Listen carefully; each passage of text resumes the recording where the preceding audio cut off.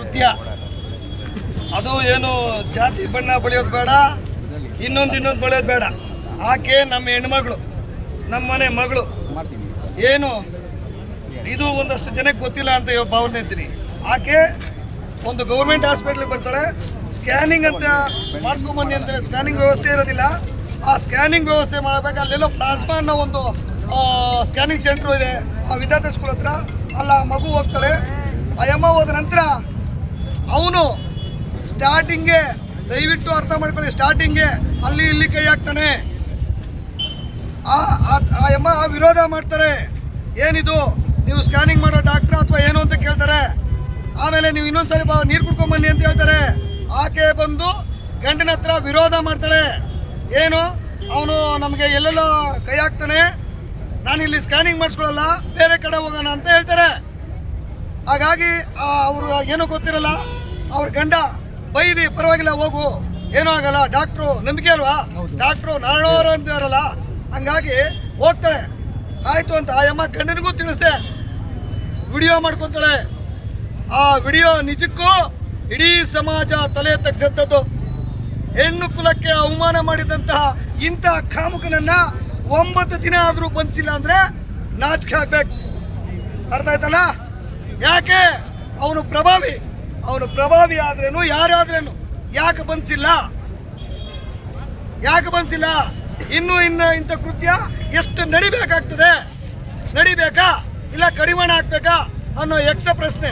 ಹಾಗಾಗಿ ನನಗೆ ಈ ಪೊಲೀಸರು ದಯಮಾಡಿ ಏನು ಈಗೋ ಬಂಧಿಸ್ತೀನಿ ಅಂದರೆ ನಾವು ಒಪ್ಪೋದಿಲ್ಲ. ನಾವು ಯಾವುದೇ ಕಾರಣಕ್ಕೂ ಒಪ್ಪಲ್ಲ. ನಾವು ಇನ್ನು 3 ರಿಂದ 5 ದಿನಗಳ ಕಾಲ, ಈಗಾಗಲೇ 9 ದಿನ ಆಗಿದೆ, ಇನ್ನೂ ಬಂಧಿಸಿಲ್ಲ. ನಿಮ್ಮ ಮೇಲೆ ನನಗೆ ನಂಬಿಕೆ ಇಲ್ಲ. ಹಾಗಾಗಿ ಇನ್ನು 5 ರಿಂದ 4 ರಿಂದ 5 ದಿನ ಕಾಲಾವಕಾಶ ಕೊಡ್ತೇವೆ. ಸಂಪೂರ್ಣವಾಗಿ ಕರ್ನಾಟಕ ರಕ್ಷಣಾ ವೇದಿಕೆ ಸುಮ್ಮನೆ ಕೂತ್ಕೊಳ್ಳಲ್ಲ. ಇದು ಶಾಂತಿಯುತವಾಗಿ ಹೋರಾಟ ಮಾಡಿದ್ದೀವಿ. ಯಾಕೆಂದ್ರೆ ಪೊಲೀಸ್ ಇಲಾಖೆಗೆ ನಂಬಿಕೆ ಇದೆ, ನಂಬಿಕೆ ಇಟ್ಕೊಂಡು ಇದ್ದೀವಿ. ಇದುವರೆಗೂ ಆ ನಂಬಿಕೆಯನ್ನ ದಯಮಾಡಿ ಪೊಲೀಸ್ ಇಲಾಖೆ ಪರಿಗಣನೆ ತಗೋಬೇಕು. ಅವನೆಲ್ಲೇ ಇದ್ರು ಆ ಲೋಫರ್ ಅವನನ್ನ ಬಂಧಿಸಿ ಎಳ್ಕೊಂಬಂದು ಅವನ ಕಾಲು ಗುಂಡುಡಿಬೇಕು, ಅವನ ಗಡಿಪಾರು ಮಾಡಬೇಕು. ಇನ್ಯಾವತ್ತೂ ಈ ಕರ್ನಾಟಕದಲ್ಲಿ ಇಂಥ ದುಷ್ಕೃತ್ಯ ನಡಿಬಾರ್ದು. ಪೊಲೀಸ್ ಇಲಾಖೆ ಕಠಿಣ ಕ್ರಮ ತಗೋಬೇಕು. ಆದರೆ 4 ರಿಂದ 5 ದಿನ ಅವಕಾಶ ಕೊಡ್ತೀವಿ. ಅದಾದ್ಮೇಲೆ ಬಂಧಿಸಿಲ್ಲ ಅಂದ್ರೆ ಇಡೀ ಆನೇಕಲ್ ಪಟ್ಟಣ ಬಂದ್ ಆಗುತ್ತೆ. ಕರ್ನಾಟಕ ರಕ್ಷಣಾ ವೇದಿಕೆ ಬಂದ್ ಮಾಡುತ್ತೆ. ಇದು ನೇರವಾಗಿ ಎಚ್ಚರಿಕೆ ಕೊಡ್ತಾ ಇದ್ದೀವಿ. ದಯಮಾಡಿ ನಮ್ಮ SP ಸಾಹೇಬರು ಈ ಮನವಿಗೆ ಹೋಗುಟ್ಟು ನಮ್ಮ ಮನವಿ ಪತ್ರವನ್ನು ಸ್ವೀಕಾರ ಮಾಡಬೇಕು. ಅವರು ನಮಗೆ ನಮ್ಮ ಹಿಡಿಯ ಹಿಡಿತೀನಿ ಅಂತೇಳಿ ನಮಗೆ ಇಲ್ಲಿ ಭರವಸೆ ಕೊಡಬೇಕು ಅಂತೇಳಿ ನಾನು SP ಅವ್ರನ್ನ ದಯವಿಟ್ಟು ಬನ್ನಿ ಅಂತೇಳಿ ಬರಮಾಡ್ಕೋತಾ ಇದ್ದೀನಿ.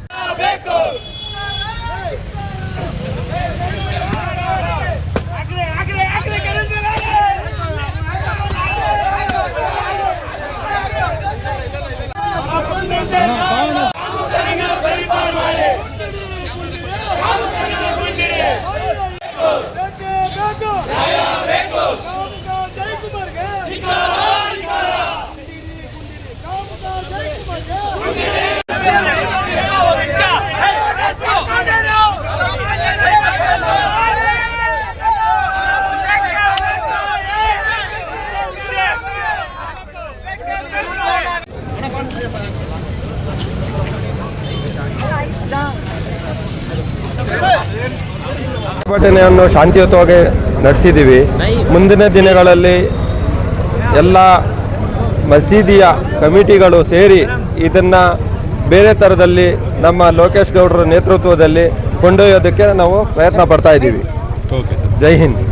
ಅಧ್ಯಕ್ಷರು, ಏನಿವತ್ತು ಈ ಘಟನೆ ನಡೆದೈತೆ ಎಲ್ಲರಿಗೂ ಗಮನಕ್ಕೆ ಬಂದೈತೆ.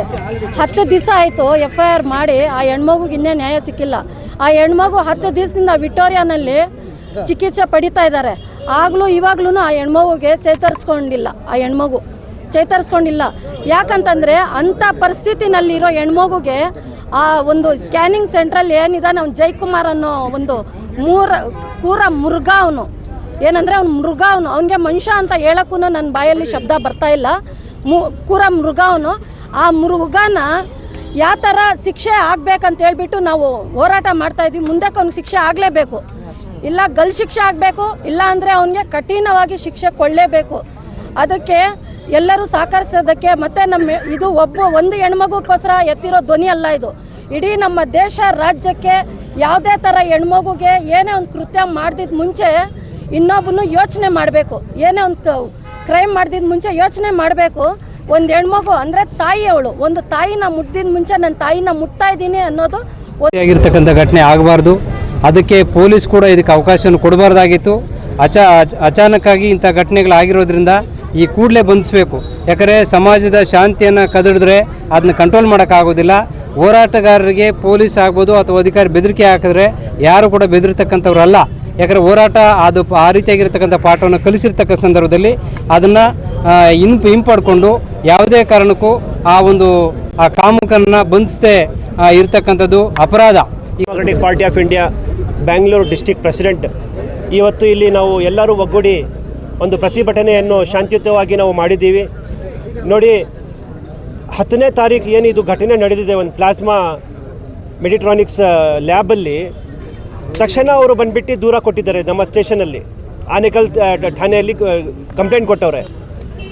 ಲಾ ಆ್ಯಂಡ್ ಆರ್ಡರ್ ತಕ್ಷಣ ಅದರಲ್ಲಿ ಇಂಟರ್ವೆನ್ಷನ್ ಆಗಿದ್ದರೆ ಇವತ್ತು ನಾವು ಪ್ರತಿಭಟನೆ ಮಾಡುವ ಅವಶ್ಯಕತೆಯೇ ಇರಲಿಲ್ಲ. 2 ದಿವಸ ಮುಂಚೆ ಕೂಡ ನಾವು ನಮ್ಮ ಮಹಿಳಾ ಆಯೋಗ ಅವ್ರಿಗೂ ಲೆಟರ್ ಕೊಟ್ಟಿದ್ದೀವಿ, ಹಾಗೆ ಜಿಲ್ಲಾ SP ಗೂ ಕೊಟ್ಟಿದ್ದೀವಿ. 2 ದಿವಸ ಆದರೂ ಕೂಡ ಅವರು ಏನು ಭರವಸೆನೂ ಕೊಡ್ತಾ ಇಲ್ಲ, ಹಿಡಿತೀನಿ ಅಂತಲೂ ಏನು ಹೇಳ್ತಾ ಇಲ್ಲ. ನಮ್ಮ ಒತ್ತಡ ಏನೆಂದರೆ ಅವ್ರಿಗೆ ಹಿಡಿದು ಜೈಲಲ್ಲಿ ಹಾಕಿ. ಅಧಿಕಾರ ರಕ್ಷಣಾ ವೇದಿಕೆ ಶಿವರಾಮೇಗೌಡರ ವತಿಯಿಂದ, ಬಣದ ವತಿಯಿಂದ ಏನಿವತ್ತು ಕಾಮುಕ ಜಯಕುಮಾರ್ ಅವನನ್ನು ಬಂಧಿಸಿಲ್ಲ, 10 ದಿನ ಆದರೂ ಬಂಧಿಸಿಲ್ಲ.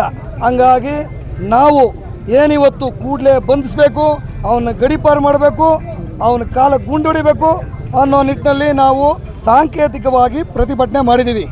ಆದರೆ ನಮ್ಮ ಪೊಲೀಸ್ ಇಲಾಖೆ ಯಾಕೆ ಇವನು ಬಂಧಿಸಿಲ್ಲ, ಇಷ್ಟು ದಿನ ಆದರೂ ಯಾಕೆ ಬಂಧಿಸಿಲ್ಲ, ಅದ್ರ ಉದ್ದೇಶ ಏನು? ಹಿಡಿತೀವಿ ಅಂತ ಅಂದ್ಕೊಂಡಿದ್ದೀರಾ? ಯಾಕೆ ಅವನು ದೊಡ್ಡ ಪ್ರಭಾವಿನ? ಹಾಗಾಗಿ ದಯವಿಟ್ಟು ಇಂಥ ಕಾಮುಕನನ್ನು ಯಾವುದೇ ಮುಲಾಜಿಲ್ಲದೆ ಕೂಡಲೇ ಬಂಧಿಸಬೇಕು ಅಂತೇಳಿ SP ಗೆ ಮನವಿ ಮಾಡಿದ್ದೇವೆ. ಒಂದು 4 ರಿಂದ 5 ದಿನಗಳಿಗಾಗಿ ಅವಕಾಶ ಕೊಟ್ಟಿದ್ದೇವೆ. ಹಾಗಾಗಿ ಅವಕಾಶನ ನೀವು ದುರುಪಯೋಗ ಪಡಿಸ್ಕೊಂಡೆ ಆ ಕಾಮುಕನನ್ನು ಈ ಕೂಡಲೇ ಬಂಧಿಸಬೇಕು. ಬಂಧಿಸದೇ ಹೋಗಿಲ್ಲ ಅಂದರೆ ಕರ್ನಾಟಕ ರಕ್ಷಣಾ ವೇದಿಕೆ ಶಿವರಾಮೇಗೌಡರ ಬಣ ಆನೇಕಲ್ ನಗರ ಬಂದ್ ಮಾಡುತ್ತೆ. ಇದು ಸಾಂಕೇತಿಕವಾಗಿ ಪ್ರತಿಭಟನೆ ಮಾಡಿದ್ದೀವಿ. ಮುಂದೆ ಆಗೋ ಅನಾಹುತಕ್ಕೆ ನೇರವಾಗಿ ಪೊಲೀಸರು ಆಗ್ತಾರೆ ಅಂತ ಎಚ್ಚರಿಕೆ ಈ ಮುಖಾಲ ಕೊಡಕ್ಕೆ ಇಚ್ಛೆ ಪಡ್ತೀನಿ. ಸರ್, ತಮಗೆ ಇನ್ಸ್ಪೆಕ್ಟರ್ ಫೋನ್ ಮಾಡಿ ಧಮಕಿ ಹಾಕ್ತಾರೆ, ಪ್ರತಿಭಟನೆ ಮಾಡಬೇಡಿ, ನಮಗೆ ನೀವೇ ಅರೆಸ್ಟ್ ಮಾಡಿ ಅಂತೇಳಿ ಹೇಳ್ತಾರೆ. ನಮಗೆ ಏನು ಕರೆ ಮಾಡಿದ್ದು ನಿಜ, ನಮಗೆ ಏನು ಹೋರಾಟಗಾರರಿಗೆ ನೀವೇ ಅರೆಸ್ಟ್ ಮಾಡಿ ಅಂತ ಹೇಳಿದ್ದು ನಿಜ. ಹಾಗಾಗಿ ನಮಗೆ ಇದು ನಾನು ಕೇಳಿದೆ, ಪೊಲೀಸ್ ಇಲಾಖೆ ನೀವು ಕಾಕಿ ಬಟ್ಟೆ ಹಾಕ್ಕೊಂಡಿದ್ದೀರಿ, ನೀವು ಅರೆಸ್ಟ್ ಮಾಡಬೇಕಾ ಇಲ್ಲ ನಾವು ಅರೆಸ್ಟ್ ಮಾಡಬೇಕಾ, ಪ್ರಜಾಪ್ರಭುತ್ವ ವ್ಯವಸ್ಥೆ ಎಲ್ಲೋಗಿದೆ ಅನ್ನೋ ಮಾತು ಕೇಳಿದೆ. ಹಾಗಾಗಿ ನಾವು ಇದಕ್ಕೆ ಜಗ್ಗಲ್ಲ ಬಗ್ಗಲ್ಲ. ಹೋರಾಟಗಾರರು ಯಾವುದೇ ಕಾರಣಕ್ಕೂ ಈ ಗೊಡ್ಡು ಬೆದರಿಕೆಗಳಿಗೆಲ್ಲ ನಾವು ಬೆದರಲ್ಲ. ಏನು ಕೇಸ್ ಹಾಕ್ತಾರಾ, ಜೈಲಿಗೆ ಕಳಿಸ್ತಾರಾ, ಕಳಿಸ್ಲಿ, ಆಕೆಗೆ ನ್ಯಾಯ ಸಿಗಬೇಕು. ಅವರು ಆ ಕೆಲಸ ಮಾಡಿಲ್ಲ. ಏನು ನಮ್ಮನ್ನು ಬಂಧಿಸ್ತಾರೆ? ಹೋರಾಟಗಾರನ ತಿಕ್ಕೋದು ಯಾವ ನ್ಯಾಯ? ಹೋರಾಟಗಾರನ ತಿಕ್ಕೋದು ಯಾವ ನ್ಯಾಯ? ಇವ್ರಿಗೇನಾದ್ರೂ ನೈತಿಕತೆ ಇದೆಯಾ? ಮಾನವ ಮರ್ಯಾದೆ ಇದೆಯಾ? ಯಾಕೆ ಯಾಕೆ ಯಾಕೆ ಈಗ ಅವನು ಬಂಧಿಸಿಲ್ಲ? ಇಷ್ಟು ದಿನ ಆದರೂ ಯಾಕೆ ಬಂಧಿಸಿಲ್ಲ? ಅವರ ತಂದೆ ಭರವಸೆ ಕೊಟ್ಟಿರೋದ್ರಲ್ಲ, ಕರ್ಕೊಂಬರ್ತೀನಿ ಸಾಯಂಕಾಲದ ಒಳಗಡೆ ಅಂತ. 5 ಅವರು ಎಷ್ಟು ದಿನ ಆಯಿತು? ಇನ್ನೂ ಎಷ್ಟು ದಿನ ಬೇಕು? ಏನು ಈಗ ಬಂಧಿಸ್ತೀನಿ ಅಂತ ಅವನು ಬೇಲಾಗಿ ಹೊರಗಡೆ ರಾಜಾರೋಷವಾಗಿ ಬರಬೇಕು, ಇಡೀ ಸಮಾಜ ತಲೆ ತಗ್ಗಿಸ್ಬೇಕು. ಆ ಕೆಲಸಕ್ಕೆ ನೀವು ಆಸ್ಪದ ಮಾಡಿಕೊಡ್ತಾ ಇದ್ದೀರಾ? ನಾವು ಅದನ್ನ ಒಪ್ಪಲ್ಲ. ಕರ್ನಾಟಕ ರಕ್ಷಣಾ ವೇದಿಕೆ ಶಿವರಾಮೇಗೌಡರ ಬಣ ಯಾವುದೇ ಹೋರಾಟಕ್ಕೆ ಸಿದ್ಧರಾಗ್ತೀವಿ. ಅರ್ಥ ಆಯ್ತಲ್ಲ? ನಾನು ದಯವಿಟ್ಟು ಪೊಲೀಸ್ ಇಲಾಖೆ ಮಾನ್ಯ SP ಸಾಹೇಬರಿಗೆ ಮನವಿ ಮಾಡಿದ್ದೇನೆ, 4 ರಿಂದ 5 ದಿನಗಳಾಗಿ ಬಂಧಿಸ್ಬೇಕು. ಇಲ್ಲ ಅಂದರೆ ಕರ್ನಾಟಕ ರಕ್ಷಣಾ ವೇದಿಕೆ ಶಿವರಾಮೇಗೌಡ ಆನೇಕಲ್ ನಗರ ಬಂದಾಗುತ್ತೆ. ಆಗ ಅನಾಹುತಕ್ಕೆ ಪೊಲೀಸ್ ಹೊಣೆ ಆಗುತ್ತೆ ಅನ್ನೋ ಎಚ್ಚರಿಕೆ ಕೊಡೋಕ್ಕೆ ಇಚ್ಛೆ ಪಡ್ತೀನಿ. ಇವತ್ತು ಸಾರ್ವಜನಿಕರು, ಹಲವು ಸಂಘಟನೆಯವರು, ರಕ್ಷಣಾ ವೇದಿಕೆ ಸಮೃದ್ಧಿ ಕರ್ನಾಟಕ ಮತ್ತು ಹಲವು ಇನ್ನಿತರ ಸಂಘಟನೆಗಳೆಲ್ಲ ಭಾಗವಹಿಸಿ ಕಳೆದ ವಾರ ನಡೆದಿರುವಂಥ ಘಟನೆ ಬಗ್ಗೆ ಕ್ರಮ ತಗೋಬೇಕು ಅಂತ ಒತ್ತಾಯಿಸಿದ್ದಾರೆ. ಇದೀಗಾಗಲೇ ನಮ್ಮ ಗಮನಕ್ಕೆ ಬಂದಿದೆ. ಇದೊಂದು ಗಂಭೀರ ಪ್ರಕರಣ. ನಮ್ಮ ಸಾರ್ವಜನಿಕರು ವೈದ್ಯರ ಹತ್ರ ನಾವು ನಂಬಿಕೆಯಿಂದ ನಮ್ಮ ಹೆಣ್ಣುಮಕ್ಕಳೆಲ್ಲ ಹೋಗ್ತಾರೆ. ಅವರು ಈ ಥರ ಮಾಡುವಂಥದ್ದು ಸಮಾಜದಲ್ಲಿ ಒಂದು ದೊಡ್ಡ ಕಳಂಕ. ಒಬ್ಬ ವಿದ್ಯಾವಂತ ಡಾಕ್ಟ್ರಾಗಿ ಅವನೇನು ಈ ಥರ ಮಾಡಿದ್ದಾನೆ ಅದು ಅಯೋಗ್ಯತನದ ಕೆಲಸ. ಇನ್ನು ಕಾನೂನು ಕಟ್ಟುಕಟ್ಟಿಗೆ ತಂದು ಅತ್ಯಂತ ಗಂಭೀರವಾಗಿ ಪರಿಗಣಿಸಿದ್ದೀವಿ. ಅವನ್ನ ಅತ್ಯಂತ ಕಠಿಣವಾಗಿ ಅದ್ರ ಮೇಲೆ ಖಂಡಿತ ಕ್ರಮ ತಗೋತೀವಿ ಅಂತ. ಸರ್, 1 ವಾರ ಆಗಿದೆ ಘಟನೆ ನಡೆದು, ಆರೋಪಿನ ಅರೆಸ್ಟ್ ಮಾಡಲಿಲ್ಲ ಅನ್ನುವಂಥದ್ದು ಪ್ರಮುಖ ಬೇಡಿಕೆ. ಇಲ್ಲ, ಇದು ನಿಜ. ಏನಾಗಿದೆ, ಅವರು ಎಲ್ಲ ಕೆಲವರು ಹೋದ ತಕ್ಷಣ ಮಾತಾಡಿದ ತಕ್ಷಣ ಅವ್ನಿಗೆ ಗೊತ್ತಾಗಿ ಓಡೋಗಿದ್ದಾನೆ. ಸ್ವಲ್ಪ ಎಜುಕೇಟೆಡ್ ಡಾಕ್ಟರ್ ಇದ್ದಾನೆ. ಅವನು ಈಗಾಗಲೇ ನಾವು 2 ತಂಡ ಮಾಡಿದ್ದೀವಿ. ಒಂದು ತಂಡ ಪಾಂಡಿಚೇರಿಗೆ, ಒಂದು ತಂಡ ಕೊಯಂಬತ್ತೂರಿಗೆ ಹೋಗಿದ್ದಾರೆ.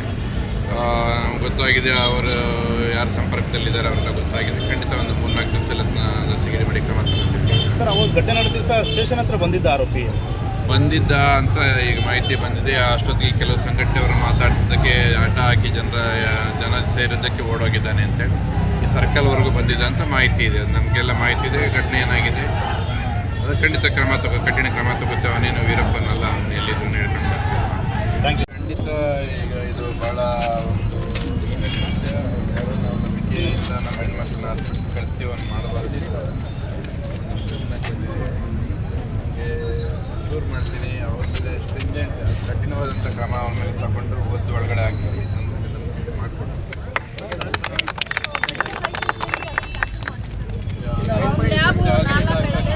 ಚಾರ್ಜಸ್ ಆಗ್ತಕ್ಕಂಥ ಇಲ್ಲಿ ತಾಲೂಕು ಹೆಲ್ತ್ ಆಫೀಸರ್ ಇದ್ದಾರೆ. ಈ ಕಾಪಿ ಅವ್ರಿಗೂ ಒಬ್ಬರು ಕೊಡಿ. ಯಾಕಂದ್ರೆ ಮಗು ಇನ್ನ ಹಾಸ್ಪಿಟ್ಲಲ್ಲೇ ಇದ್ದಾರೆ. ಅವರು ಹೆಲ್ತ್ ಏನೈತೆ ಎಲ್ಲ ನಾವು ಮುಂದೆ ನಿಂತ್ಕೊಂಡು ನಾವೇ ಎಲ್ಲ ಮಾಡ್ತಾ ಇದ್ದೀವಿ. ಅವ್ರು ಶ್ರೀಮಂತರಲ್ಲ ಸರ್. ಮನೆ ಕೆಲ್ಸಕ್ಕೆ ಹೋಗಿ ಆ ಹೆಣ್ಮಗು ಕೆಲಸ ಮಾಡ್ಕೊಂಡು ತಿನ್ನೋ ಅಂತ ಹೆಣ್ಮಗು. ಆ ಹೆಣ್ಮಗುಗೆ ಹೆಲ್ತ್ ಬೇರೆ ಸರಿ ಇಲ್ಲ.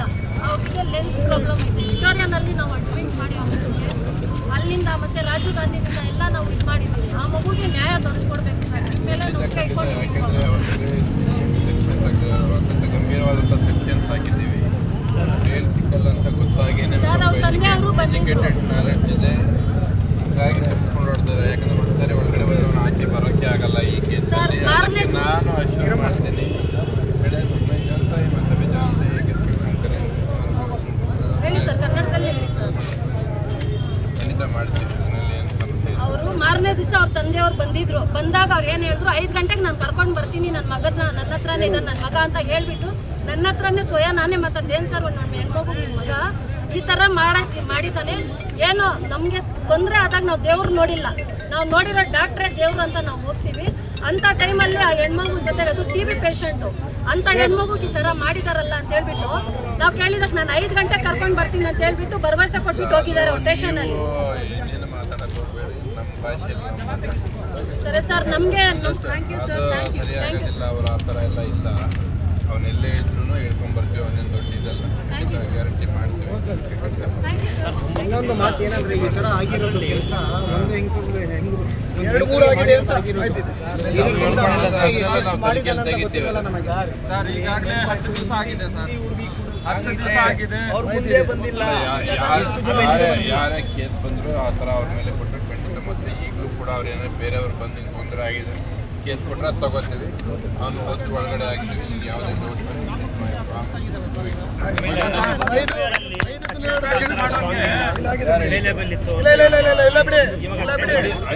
ಇವತ್ತೇ ಬಂದು ಹೋಗ್ತಾ ಇಲ್ಲ ಸರ್, ದಯವಿಟ್ಟು ಒಂದು 4-5 ದಿನದೊಳಗಡೆ ದಯವಿಟ್ಟು ಅರೆಸ್ಟ್ ಮಾಡಬೇಕು ಅಂತೇಳಿ ನಿಮ್ಮಲ್ಲಿ ಕೈ ಮುಗಿದು ಬೇಡ್ತೀವಿ. ಖಂಡಿತ ಮಾಡ್ತೇನೆ. ನಮ್ಮ ಆಫೀಸಲ್ಲಿ ಕೂಡ ನಾವು ಒಂದು ಮನವಿ ಕೊಟ್ಟಿದ್ದೀವಿ. ಅದರದ್ದು ಒಂದು ಕಾಪಿ ಇದೆ. ಆಮೇಲೆ ಮಹಿಳಾ ಆಯೋಗ ಅವ್ರಿಗೂ ಅದು ಕೊಟ್ಟಿರಿ ಕೊಟ್ಟಿದ್ದೀವಿ ಸರ್. ಅದು ಇದು ಫಾಲೋ ಅಪ್ ಮಾಡಿ ಗಮನಕ್ಕೆ ಬಂದಿದೆ. ಈಗ ಖಂಡಿತ ಮಾಡಿ.